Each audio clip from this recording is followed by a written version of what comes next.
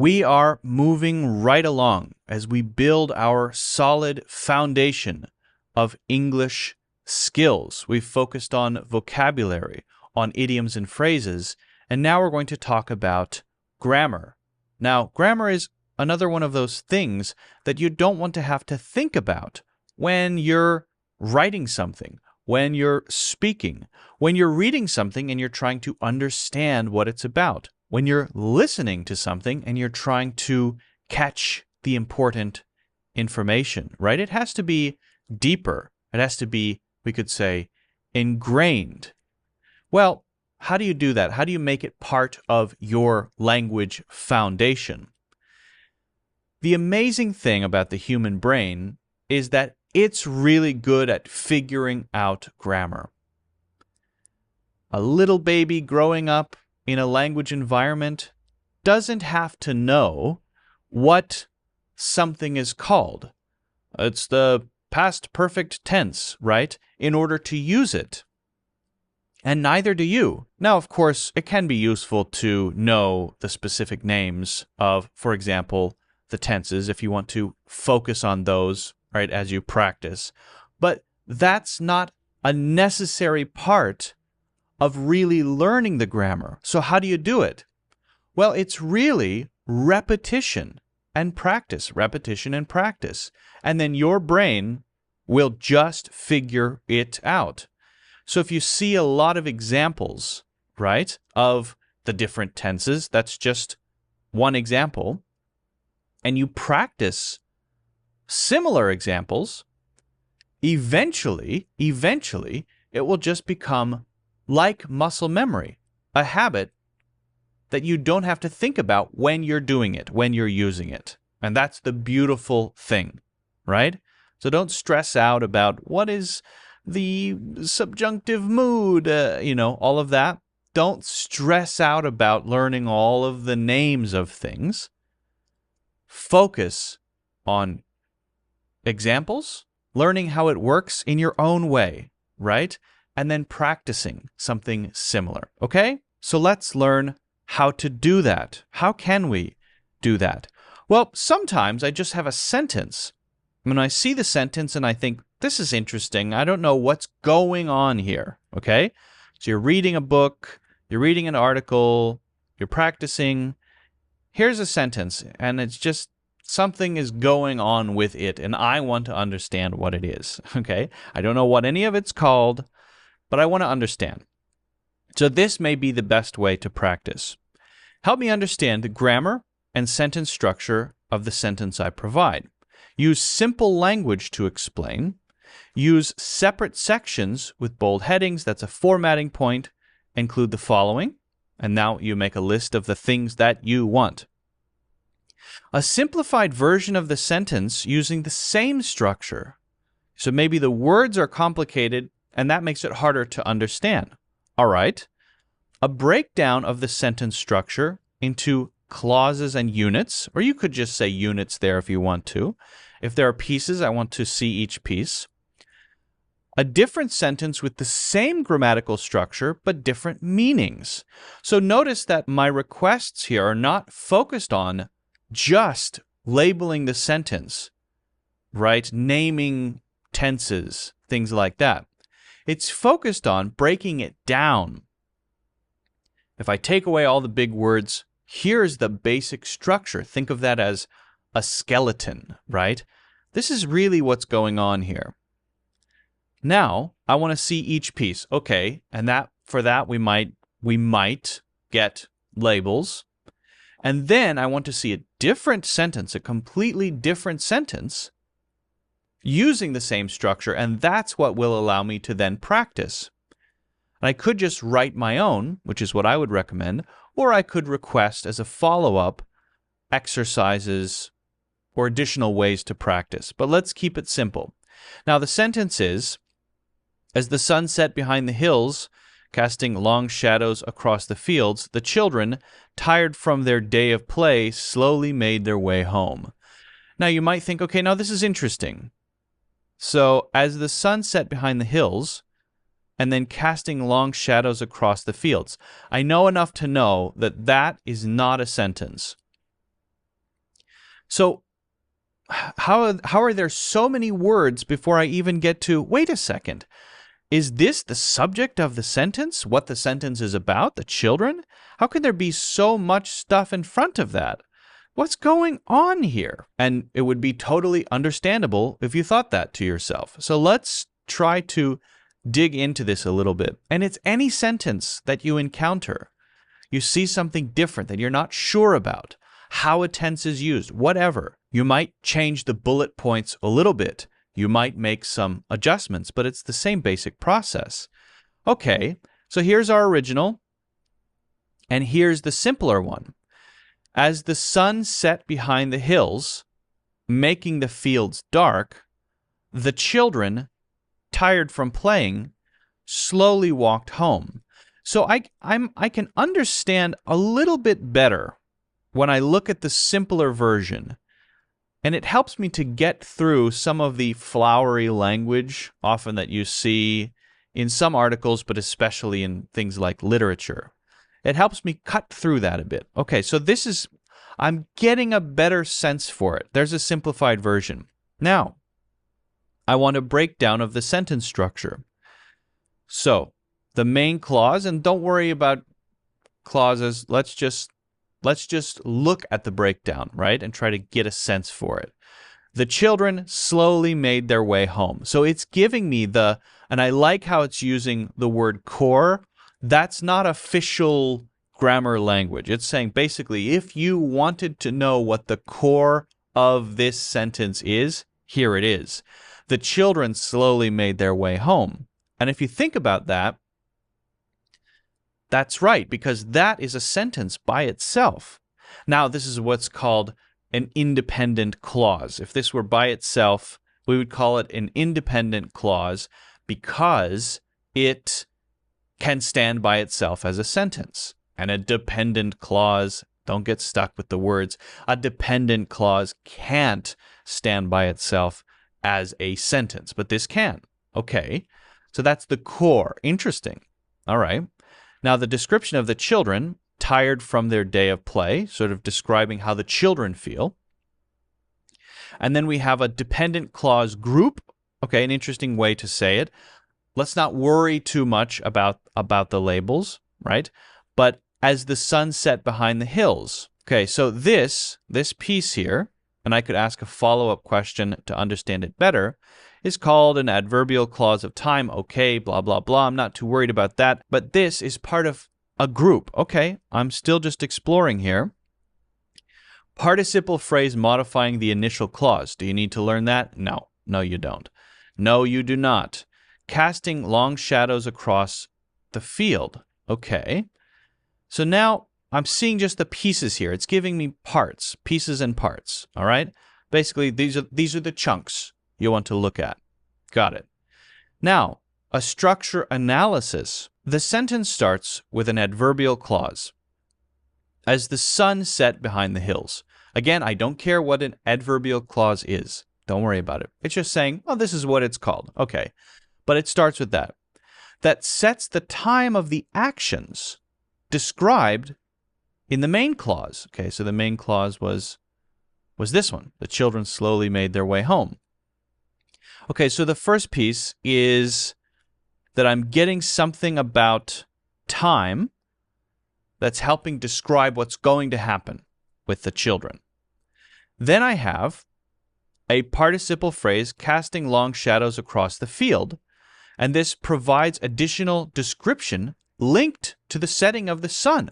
Okay, so I've got something that says the time, so maybe at noon, the sun blazing in the sky. There's a description there that's connected to that, okay? The main clause describes the main action. The children slowly made their way home. Now, why is the ... there? Well, that's because there's something stuck inside of that, okay? Within the main clause, there is an appositive phrase. Again, I don't care what that is, right? We don't care. Tired from their day of play. That further describes the children by providing a reason for their slow movement. Okay, so first we have this thing, which is a dependent part of a dependent clause group that is about the time of day, that is going to be related to the children. And then we have another thing which helps to describe the first thing I said. Then we have the main clause. The children slowly made their way home. Now that tells me that I could just say it like that, right? I could just say, as the sun, where is that full simplified version? As the sun set behind the hills, making the fields dark, the description and the time, the children made their way home. I could remove this. Tired from playing, slowly made their way home. As the sun set, making the fields dark, the children slowly made their way home. Okay, so I could just say that as a complete thing. Okay, now I'm getting a feeling for what I could remove if I wanted to. And maybe I could say, as the sun set behind the hills, the children slowly made their way home. Yeah, right, because that's the main part that I need to have to make it a sentence. Okay, but there's a thing here. The children tired from playing. And this is kind of slotted in there. But because I have this ... here, it's kind of telling me, well, it's extra description. Take it out if you want.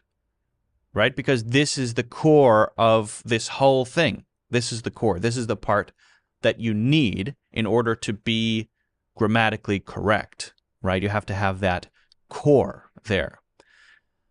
Okay.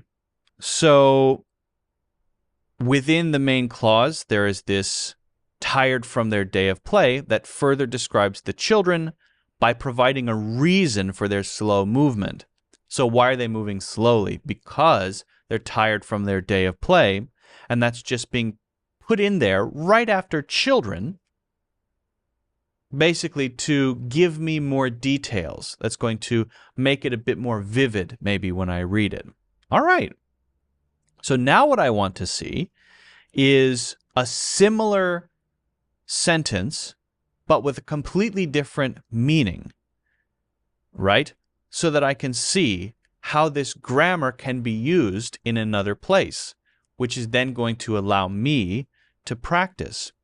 As, and it's using exactly the same, so as. All right, we'll use as.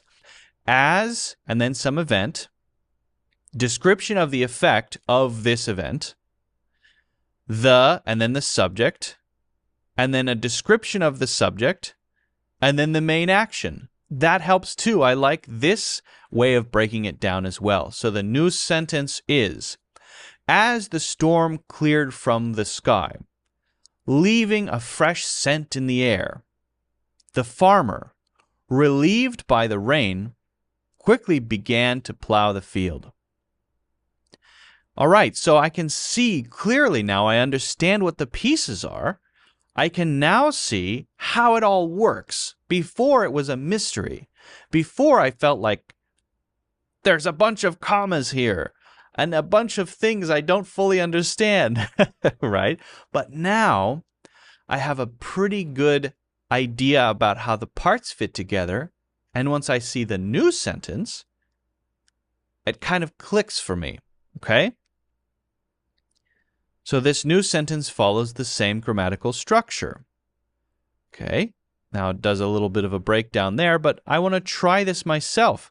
And I'm gonna do it myself right now. So I'm going to say it like this. As the sun rose, drying the morning dew, the groundhog, I like groundhogs, groggy after a restful night of sleep, and they want to use an adjective here.